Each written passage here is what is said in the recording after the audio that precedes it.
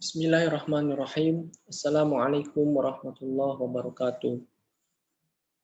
Alhamdulillahillazi arsala rasulahu bil huda wa dinil haqq liyuzhhirahu 'ala dini kulli wa kafa billahi shahida. Asyhadu an la ilaha illallah wahdahu la syarikalah wa asyhadu anna Muhammadan 'abduhu wa rasuluhu la nabiyya ba'da. Qala Allah ta'ala fil kitabil karim, a'udzu billahi minasyaitonir rajim. Bismillahirrahmanirrahim. Ya ayyuhallazina amanu taqullaha haqqa tuqatih wa la tamutunna illa wa antum muslimun. Alhamdulillah, segala puji bagi Allah Subhanahu wa taala. Pada hari ini kita masih diberikan iman, nikmat sehat, nikmat kesempatan dan juga kesehatan sehingga kita pada hari ini bisa berkumpul pada perkuliahan kita yang kesekian kalinya ataupun pertemuan ke-8 ini dengan keadaan sehat walafiat. Salam salam mari kita curahkan kepada Ustadz Hasan kita Nabi Muhammad SAW, kepada keluarga, para sahabat dan para pengikutnya yang setia hingga zaman. Mudah-mudahan kita istiqomah dalam menjalankan sunnah-sunnah beliau. Amin ya rabbal alamin. Mahasiswa yang dirahmati Allah Subhanahu wa taala, pada hari ini kita masuk pada materi ke-9, yakni dengan mata kuliah Bank dan Lembaga Keuangan, konvensional dan syariah. Dan hari ini kita masuk pada pembahasan materi asuransi syariah dan asuransi konvensional. Langsung saja kita masuk kepada pengertian definisi dari asuransi berdasarkan textbook ini ya, berdasarkan textbook dan dari versi konvensional. Bahwasanya asuransi merupakan sebuah kegiatan ya, di mana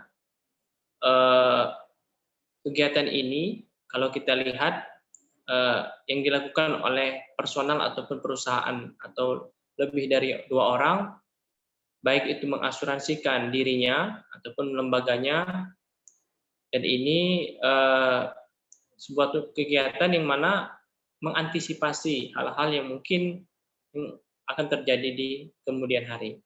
Akan tetapi kita akan melihat dari textbook, pengertian asuransi selalu dikaitkan dengan risiko. Nah, memang betul bahwa risiko ini tidak ada yang tahu.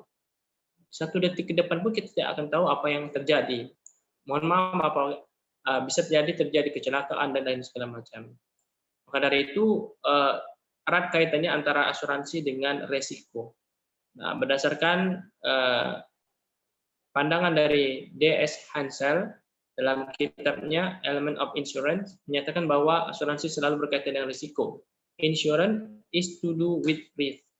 Kemudian menurut Robert E. Mead dan Emerson Kamak dalam kitabnya Principle of Insurance menyatakan bahwa suatu pengalihan risiko atau transfer of risk disebut dengan asuransi. Jadi pengalihan risiko. Lalu kita akan melihat juga definisi selanjutnya dari kitab undang-undang.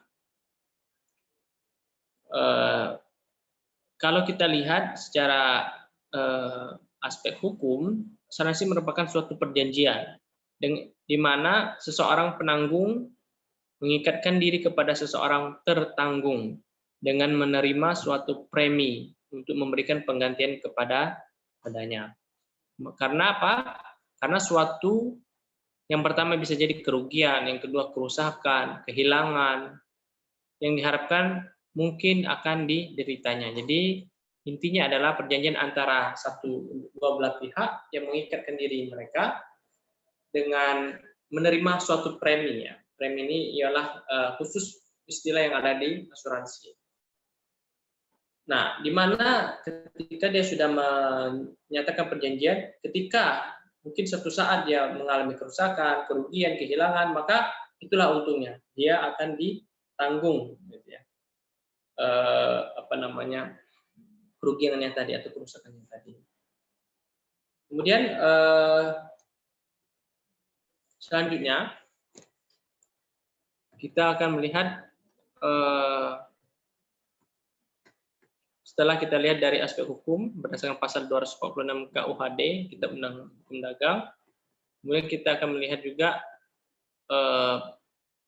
di dalam Undang-Undang Dasar Republik Indonesia nomor 2 tahun 1992. Sudah lama sekali ya, tentang usaha perasuransian, di mana ini termaktub di bab 1 tentang ketentuan umum asuransi, kemudian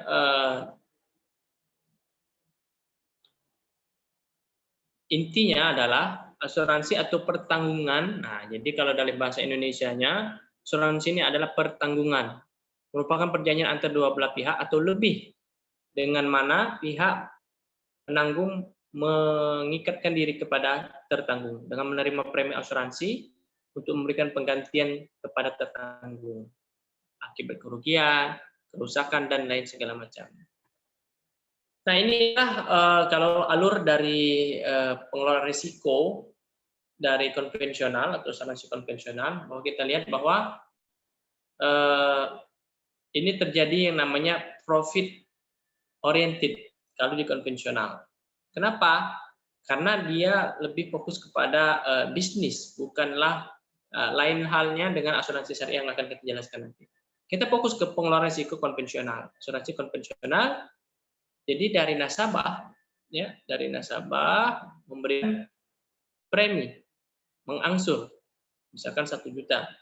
Nah, terjadi kecelakaan, musibah, maka pihak nasabah mengalami sehingga ketika asuransi men-ACC langsung diklaim dan balik lagi ke nasabahnya. Nah, ini yang terjadi di asuransi konvensional. Bagaimana kalau tidak terjadi apa-apa? Dia nabung saja, dia bayar saja preminya.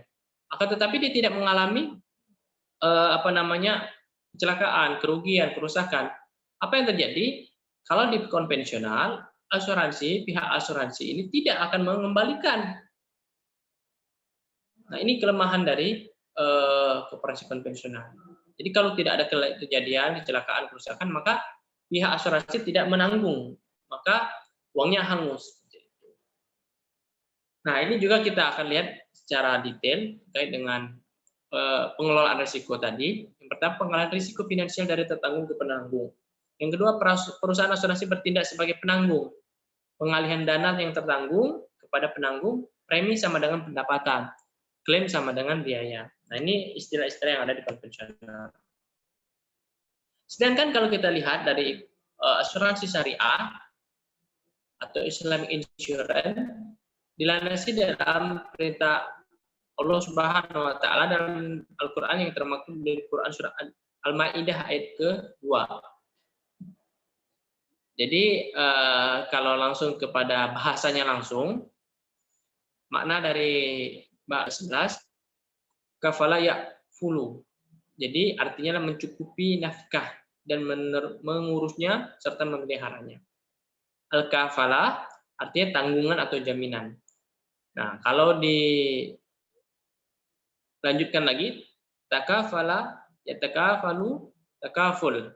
Pertanggungan, orang berbalasan, kemudian hal saling menanggung. Jadi kita bisa simpulkan bahwasanya kalau di asuransi syariah ini sudah termaktub di Quran surah Al-Maidah yang kedua. Itu yang pertama. Yang kedua, artinya berdasarkan bahasa, artinya adalah kafala atau tanggungan atau jaminan. Juga termaktub dalam Quran surah Al-Hasyr ayat ke-18 bahwasanya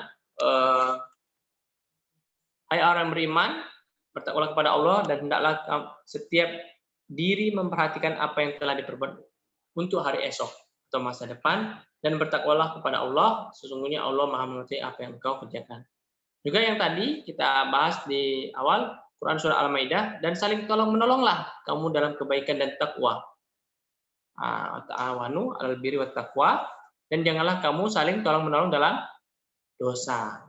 Niscaya Allah Subhanahu wa taala sangat pedih siksanya. Kemudian hadis riwayat Muslim, barang siapa melepaskan diri seorang muslim dari suatu kesulitan di dunia, maka Allah Subhanahu wa taala melepaskan kesulitan darinya pada hari kiamat.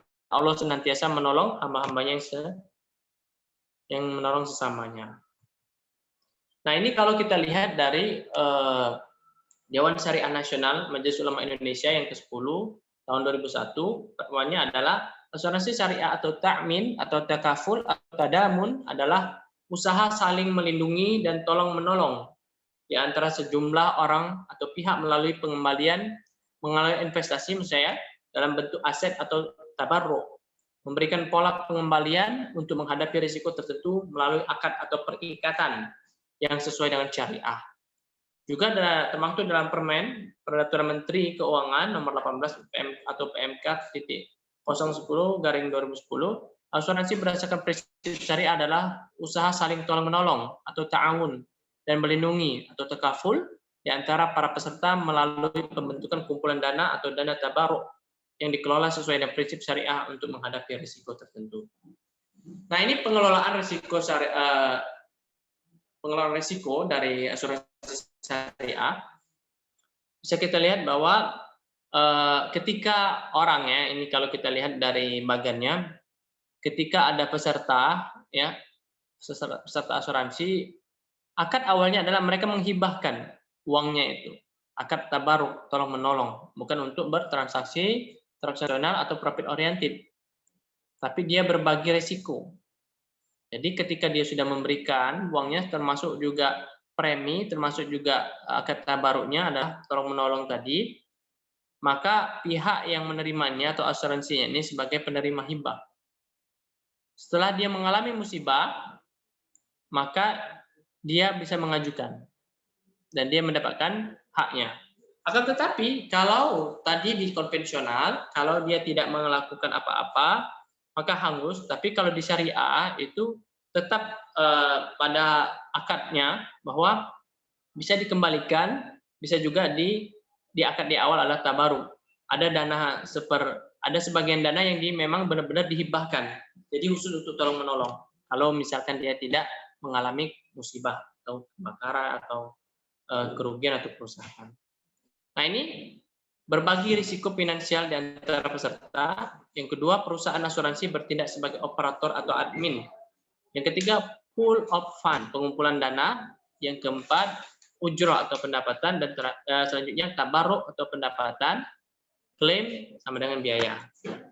Nah, ini dana tabaruk harus saya sampaikan bahwa inilah kelebihan atau perbedaan signifikan antara asuransi konvensional dan syariah, di mana termaktub dalam Fatwa Dewan Syariah Nasional nomor 53 DSN MUI tahun 2006, tabaruk pada asuransi syariah adalah akad yang dilakukan dalam bentuk dengan tujuan kebajikan atau tolong menolong antar anggota atau peserta, bukan untuk komersil. Kemudian terdapat surplus underwriting atas dana tabaruk, maka boleh dilakukan beberapa alternatif. Yang pertama, diperlakukan seluruhnya sebagai dana cadangan dalam akun tabaruk, disimpan sebagian sebagai dana cadangan, kemudian disimpan sebagai dana cadangan yang dapat dibagikan sebagian kepada yang lainnya. Jika terjadi defisit underwriting atau dana tabaruk defisit tabaruk, maka perusahaan asuransi wajib menanggulangi kekurangan tersebut dalam bentuk qard atau pinjaman. Dan terakhir, pengambilan dana qard kepada perusahaan asuransi disisihkan dari dana tabaruk. Nah, itu perbedaan secara signifikan ya. Ini ada bagannya pengelolaannya tadi. Kalau dia konvensional dan syariah sudah jelas, mungkin ini saja yang dapat saya sampaikan. Mungkin bisa nanti dibaca sendiri untuk mahasiswa biar lebih enak. Kita akan lakukan sesi tanya jawab. Wallahu a'lam bishawab. Wassalamualaikum warahmatullahi taala wabarakatuh.